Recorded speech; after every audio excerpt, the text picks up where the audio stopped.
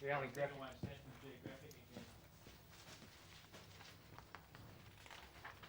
Sorry, Simon Townsend's Wonderworld, episode number 368/4, XD number 0615, recorded 2nd of the 12th, 86, transmission 15th of the 1st, 87 for Melbourne, Sydney, Brisbane and Adelaide.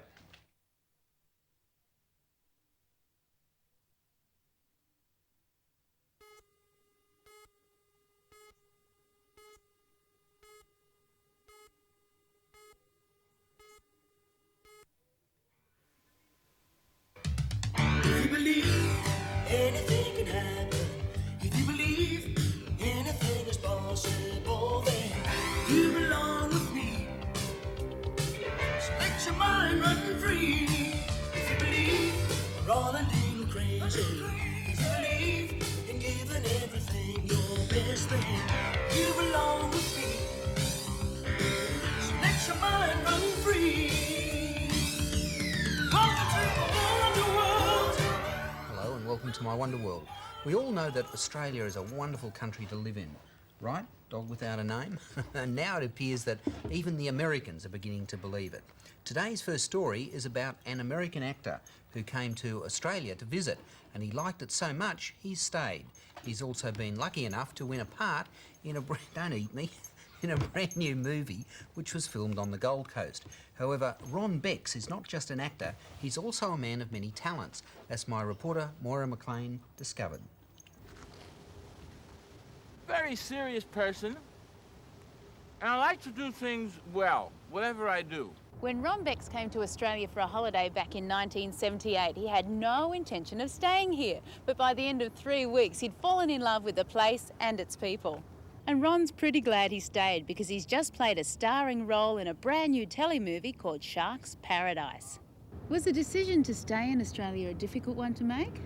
Well, at first I was a bit worried about the acting opportunities, but then I found a lot of other things to keep me interested in Australia.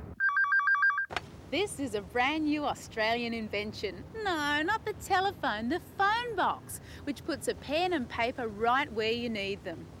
And the man behind the phone box who's telling Australia and the world all about it is none other than Ron Beex. He's writing, producing and directing all the TV commercials. Well, I believe you're pretty good at karate too. Oh, yeah, a little bit, yeah. Is that just for the movies you took that up? Well, I took it up for self-defense and for discipline and concentration, and for the movies as well. Well, how about a bit of a demonstration? Okay, I tell you what, throw a punch at me. Throw a punch Throw at a you. punch I'm at pretty me. good. All right, go slow. Go Okay, slow. here we go. All right.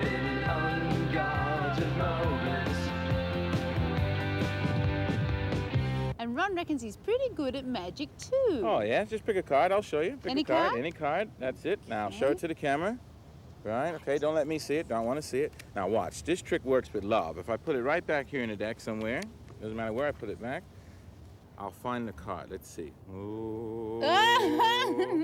Wow. There it is. It's coming. It's coming out. That one there? Try Okay, it. let's see. see. Is that it? It's the 8 of clubs. Great. How do you do it? I'm not telling. Aww. Well, tell us about your latest movie. That must have been really exciting. It was. It's David Rain and Sally Taylor and myself. And we're the three good guys who live on the Gold Coast. And the bad guys come up there and pollute the water with sharks. They've got control of the sharks. Yeah, they control the sharks to come and scare away the bathers, and we get away with the baddies. I was going to ask you, what's the secret to success in the movies? Oh, you gotta persevere. You gotta keep going and never give up. Never give up? Never give up. If you're gonna be an actor, you just gotta keep going. Right, well, let's keep going. All right. I just wanted to ask you too, at this stage in your career, are you ever worried that you might not make it to the big time? But I am in the big time. I'm on Simon Townsend's Wonder World. What else could you want? Ron Beex doing a little bit of everything. Now it's time for today's mystery, and I'll just take a look inside the empty head to see what it is today. Ah, it's a mystery picture. Now take a long, careful look at this picture and try to work out what it is. And I'll give you the answer near the end of the show. And here's a clue. These are poisonous. Hee hee hee. We'll be back in just a moment. Simon Townsend's Wonder World. Simon Townsend's Wonder World.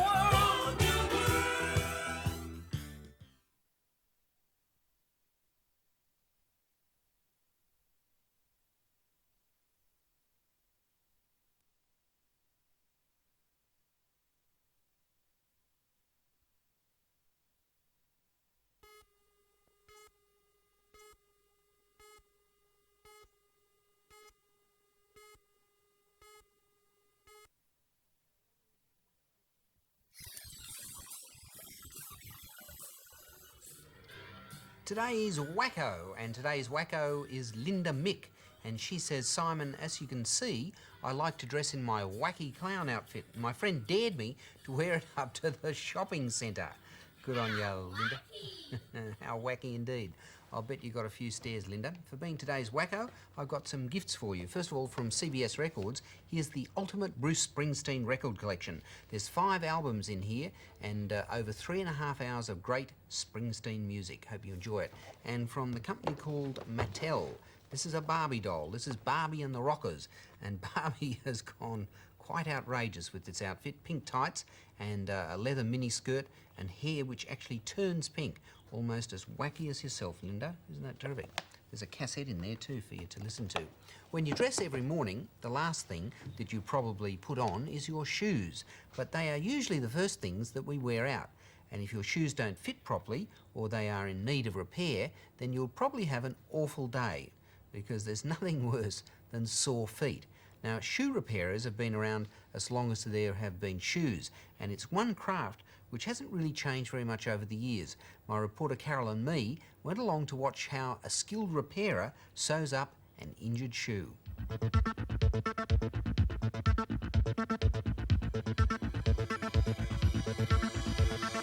shoe repairer is a shoe doctor who operates on sick and dying shoes. Most of the time he can save them, but sometimes they have to be sent to that great shoe bin in the street. If you're anything like me, you probably get rather attached to your shoes. And it's usually when you just wear them in and they're really comfortable that they start to fall apart. But don't despair, because the shoe repairer can put them back together again.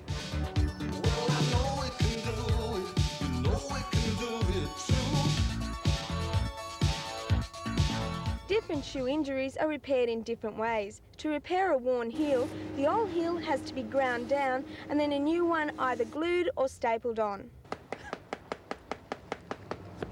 This is called a talking shoe, and to shut it up, all you have to do is glue it together. The soles of shoes are also worn down very quickly, and these are fixed by simply taking the old one off and putting a new one on. Shoe repairers are also called boot makers and cobblers. Cobblers is an old name they got when they used to repair shoes that were worn from walking on cobblestone streets. Shoe repairers work on a last, which is an iron foot placed on a stand. Lasts come in different shapes and 3 basic sizes: small, medium and large.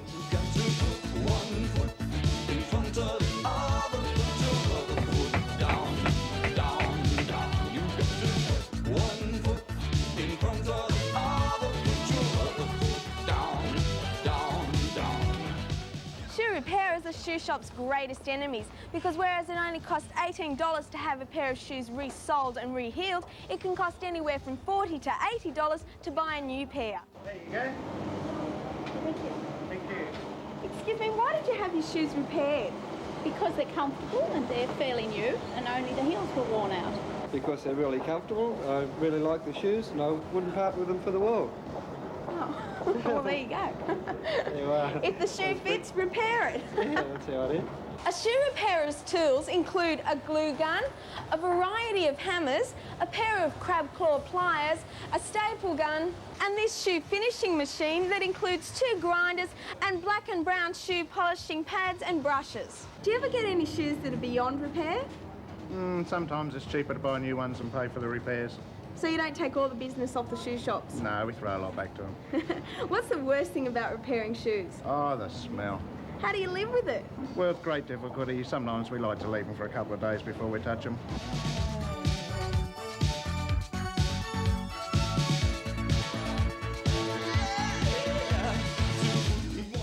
The smell's the worst thing. It's a great story. I'll be back in just a moment. Simon Townsend's Wonderworld. Simon Townsend's Wonderworld.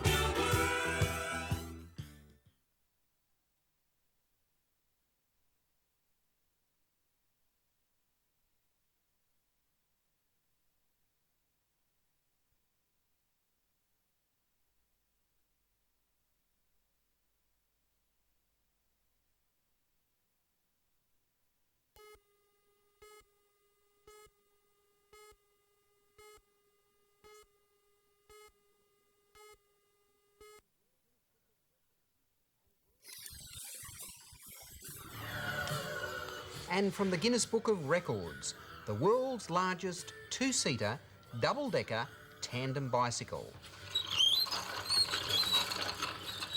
But if you've got a bigger one than that in your backyard, let them know. And now for a visual and musical interlude. Or would you like a little intrigue? Today's music clip by The Pretenders will give you both. Now watch carefully, there's a guest appearance from British actor Patrick Macnee, better known as John Steed from The Avengers, the TV series. Sit back and enjoy The Pretenders.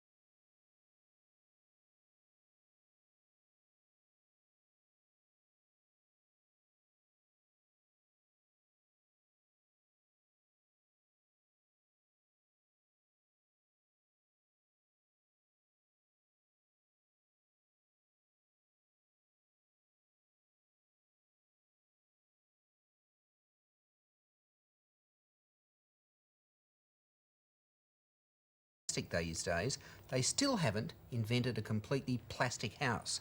Wood is still one of the major materials used in building and even in making paper, by the way. And I suspect that wood will be the main thing for buildings for some time yet, because scientists have not come up yet with a wood substitute. But how does the wood get from the trees to the shapes and sizes used in the stuff for building houses?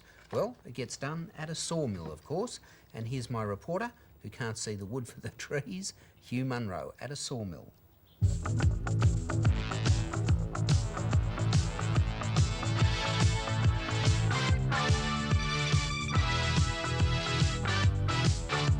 Kemps Creek Timbers are timber merchants. They run a sawmill, and there are sawmills just like this one right throughout Australia.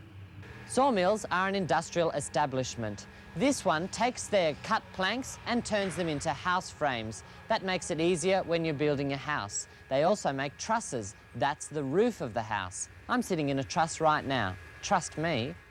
Every job the sawmill does is specific. A client will bring along their house plans. The sawmill decides which cuts would best suit the job and fill the order.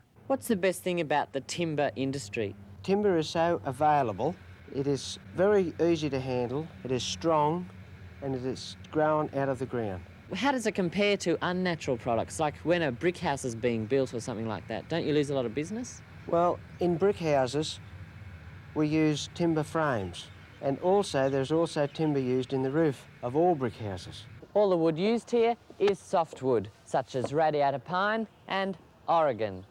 These are flitches, these great big pieces of wood, and they go off to the sawer, who uses the bandsaw to cut small planks from these large planks.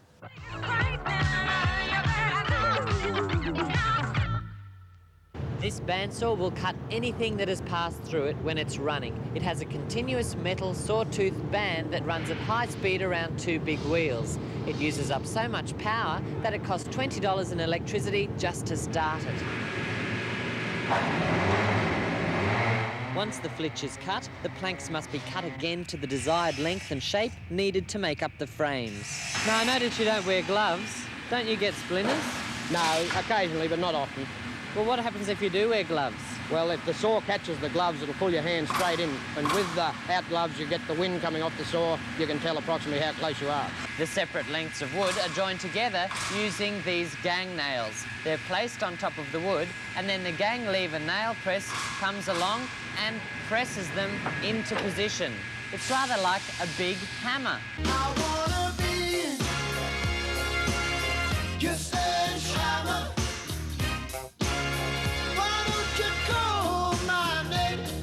The finished order must then be loaded onto trucks so that they can be delivered to the customer. It must be done by crane because the packs of wood are terribly heavy.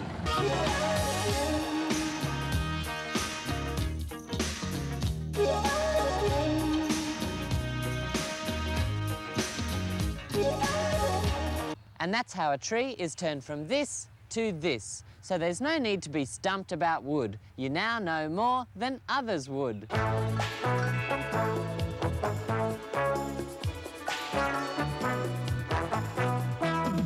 love nice timber. Good story.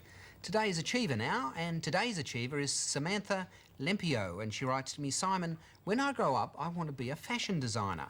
And so I've sent you in one of my best fashion designs. And this is it. It's pretty amazing stuff, Samantha. I really like it. If you keep up that sort of good work, I don't think you'll have any problems with becoming a designer. And for being today's achiever, I have for you an Achievers Award, which I'll sign for you right now, and I'll send it out to you in the post. The postman will bring it right to your place. Townsend, E-N-D. And also, I've got for you a gift. This is a lovely book. It's from Bay Books, and it's called 100 Years of Australian Drawing. So that's something I know that you're going to be really interested in. Congratulations. We'll be back after this break. Can I have your attention, please? If you want Simon to return your letter and photo, you must enclose a second envelope with your name and address and its own stamp on it.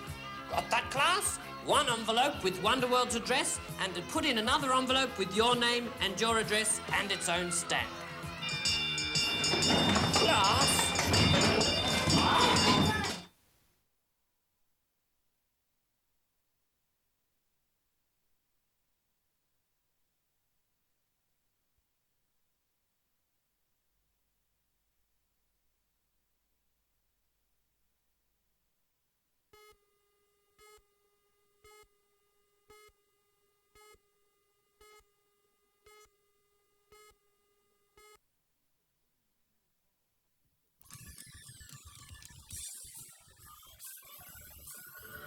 A piece of living tube coral feeds on a small fish which has blundered into its tentacles. Look, look. Poor little fishy. Now it's time to let you out of your misery and reveal the mystery picture from the empty head. I'll show it to you just once more. And there they are. What are they? They're a bunch of Queensland cane toads, and they're all sitting together all on top of each other. Did you guess it? No? Well, better luck next time. Let's go now to the town of Bendigo in Victoria. It's probably Australia's most famous gold mining town. It was certainly the richest town in the world for a while because of the amount of alluvial gold found there. Now, Bendigo doesn't have so much gold anymore, but the town is now rich in something else: art. During the gold rush, and even today, there is heaps of subject matter for artists to paint, and our arty reporter, Brett Clements, picked a wet day to drop in and meet one of Bendigo's most famous artists.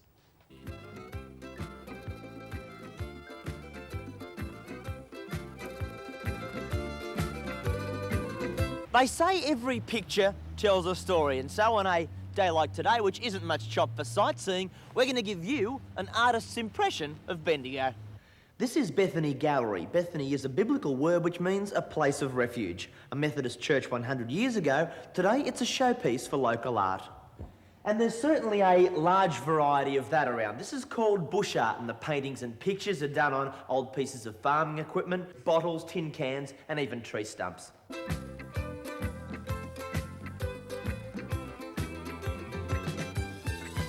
There are more than 200 paintings and pictures in the gallery which depict many of the scenes in and around Bendigo, Victoria's third largest city, and all of them have been done by local artists.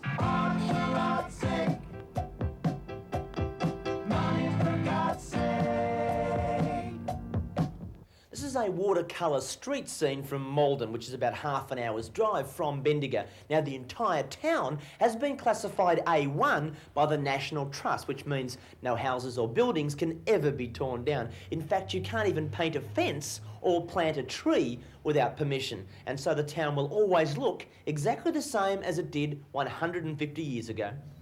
The owner-artist, Terry Jarvis, has been painting for the past 10 years and specialises in postcard miniatures of Bendigo's better-known tourist attractions. This is Alexandra Fountain. It's a great meeting place for people in Bendigo. Opened in 1881 by two princes from England, it is built of local granite and recognised as one of Bendigo's most notable tourist attractions.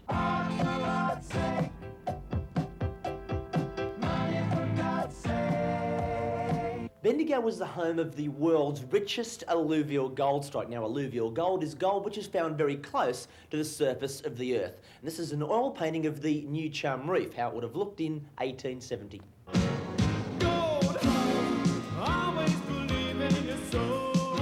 This painting is representative of the Bendigo pottery. It features a local potter in the background. Bendigo pottery is world renowned for its classic earthenware pottery. It's featured in many galleries throughout Australia.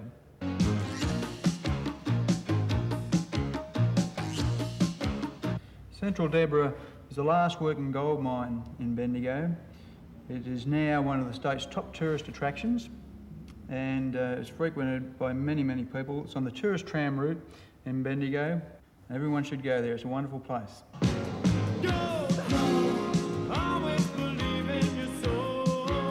Bendigo Post Office was opened in 1887. It cost £50,000, which was quite a substantial amount back in those days. It truly is a beautiful old building. You've got the power to know you're indestructible. Always believe it, 'cause you are gold. I'm glad that you're about to return.